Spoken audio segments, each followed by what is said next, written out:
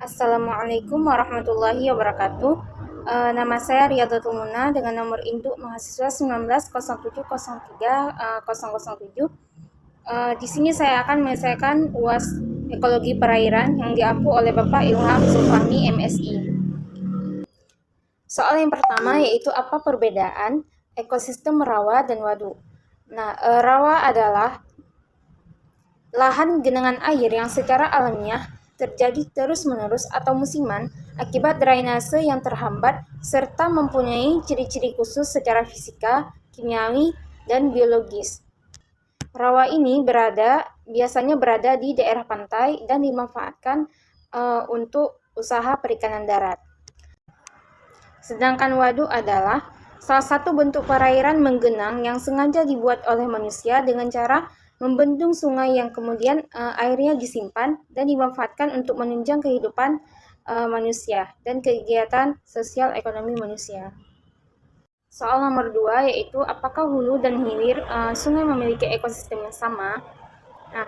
Sebelumnya perlu diketahui bahwa ekosistem sungai adalah ekosistem air tawar yang airnya mengalir atau lotik. Sungai merupakan habitat organisme akuatik di mana airnya terus mengalir dari arah hulu menuju ke arah hilir.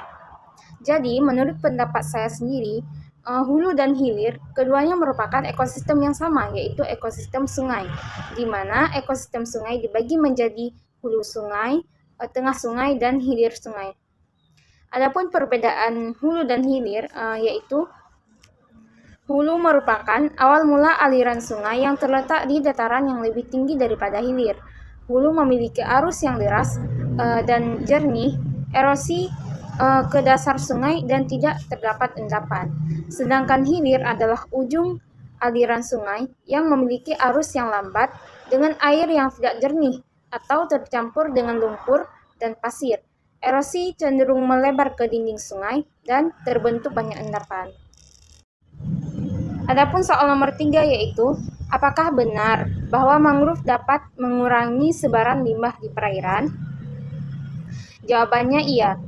Mangrove tentu dapat mengurangi sebaran limbah di perairan terutama untuk pencemaran logam berat.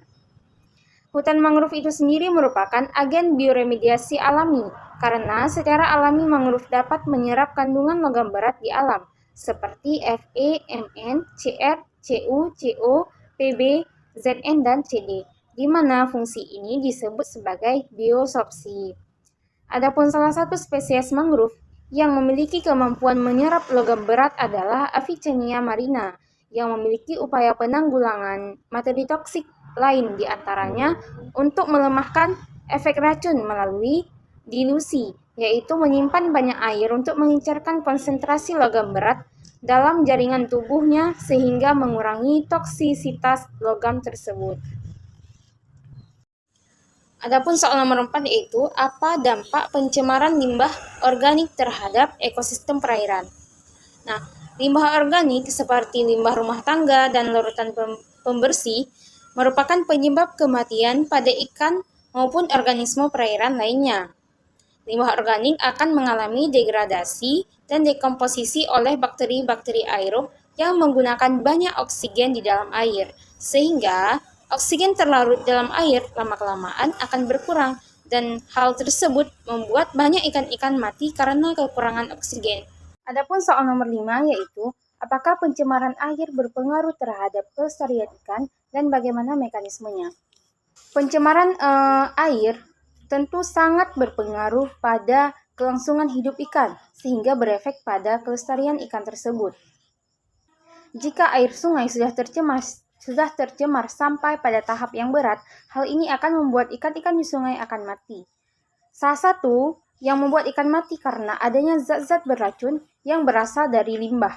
Contohnya seperti logam berat.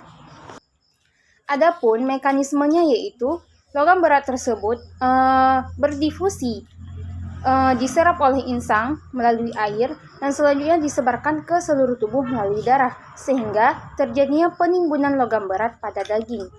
Zat tercemar mempengaruhi metabolisme sel dengan cara menyerang sistem enzimatik sel, sehingga hal ini dapat menyebabkan kerusakan sistem syaraf pernapasan pada insang.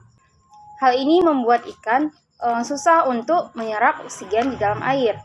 Sedangkan biota air atau ikan membutuhkan oksigen untuk membakar bahan-bahan bakarnya atau makanan untuk melakukan aktivitas seperti berenang, pertumbuhan, reproduksi, dan sebagainya. Oleh karena itu, kekurangan oksigen di dalam tubuh ikan dapat mengganggu kehidupan ikan tersebut, termasuk kepesatan di dalam pertumbuhannya.